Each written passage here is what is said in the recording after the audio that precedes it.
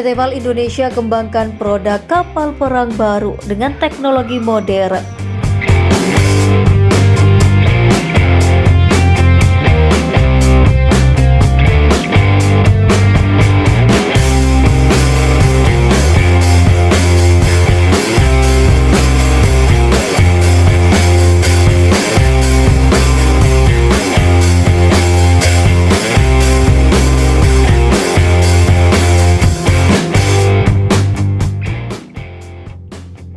Setelah sukses dengan pengembangan produk Fast Patrol Boat atau FPB hingga kapal cepat rudal, kini PT PAL Indonesia sebagai lead integrator menggandeng galangan kapal nasional dalam mengembangkan produk kapal perang terbaru dengan jenis kapal serang ringan. Negara kita adalah negara kepulauan yang memiliki banyak wilayah perairan.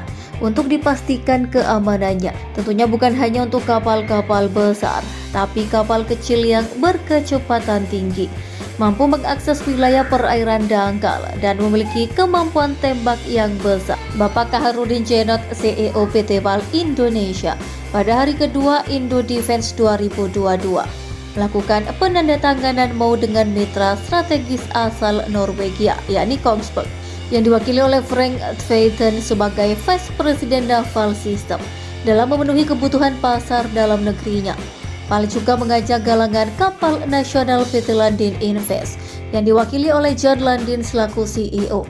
Maka KSR atau kapal serang ringan yang memiliki displacement seberat 33 ton dikembangkan melalui kerjasama antara 3 perusahaan yakni PAL, Kongsberg, dan Landin. Kerjasama ini akan menghasilkan suatu produk yang diharapkan menjadi terobosan bagi pertahanan laut Indonesia.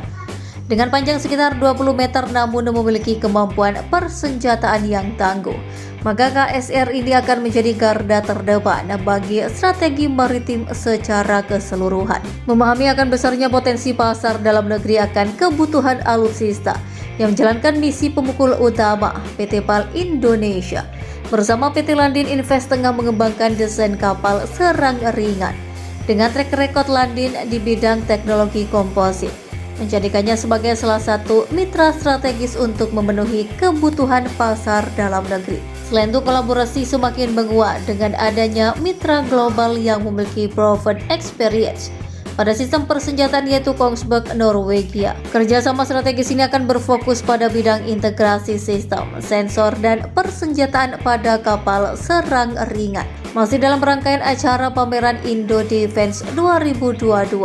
Salah satu rangkaian kegiatan adalah pameran alutsista kapal perang atau Naval Ship Display dalam tajuk Indo Marine 2022 yang berlokasi di dermaga penyeberangan TNI AL Pondok Dayung. Kapal rumah sakit buatan industri dalam negeri yaitu PT PAL Indonesia. Selain itu, saat ini sedang dibangun kapal rumah sakit ketiga KRI Dr. Rajiman Wedyo Diningrat di industri yang sama juga.